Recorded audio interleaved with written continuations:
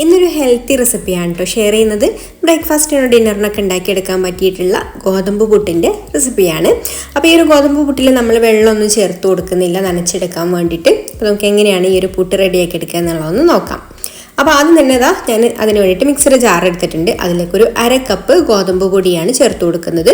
അപ്പോൾ നിങ്ങൾക്ക് കൂടുതൽ പുട്ട് വേണമെന്നുണ്ടെങ്കിൽ അതിനനുസരിച്ചിട്ട് പൊടി എടുക്കാം കേട്ടോ. ഞാനിപ്പോൾ 1/2 കപ്പ് പൊടി വെച്ചിട്ടാണ് ചെയ്യുന്നത്. ഇനി നമുക്കിതിലേക്ക് പാകത്തിനുള്ള ഉപ്പ് ചേർത്ത് കൊടുക്കണം. പിന്നെ ഇതിലേക്ക് ഒരു 2.5 ടേബിൾ സ്പൂൺ ചോറ് എടുത്തിട്ടുണ്ട്, അതാണ് ചേർത്ത് കൊടുക്കുന്നത്. അപ്പോൾ നമ്മളിതിൽ വെള്ളം ഒട്ടും തന്നെ ചേർത്ത് കൊടുക്കുന്നില്ല, അതിന് പകരമാണ് കേട്ടോ നമ്മൾ ചോറ് ചേർത്ത് കൊടുക്കുന്നത്.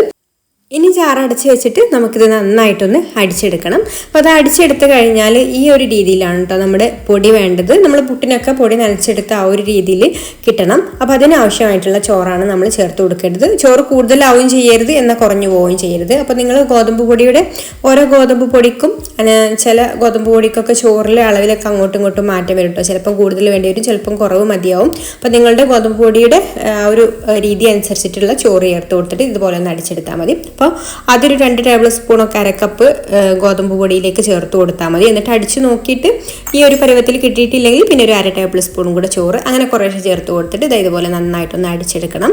അപ്പോൾ നമ്മുടെ പുട്ടിനുള്ള പൊടി ഇവിടെ റെഡിയായി. ഇനി ഞാനിവിടെ ചിരട്ടപ്പുട്ട് മേക്കറാണ് കേട്ടോ എടുത്തിട്ടുള്ളത്. അതിലേക്ക് നമുക്ക് ചില്ലിട്ട് കൊടുക്കാം. സാധാരണ പുട്ടുകുറ്റി ആയാലും മതി. ഇനി ആദ്യം നമ്മൾ സാധാരണ പുട്ടിന് ചെയ്യുന്നത് പോലെ തന്നെ തേങ്ങ ഇട്ട് കൊടുക്കാം.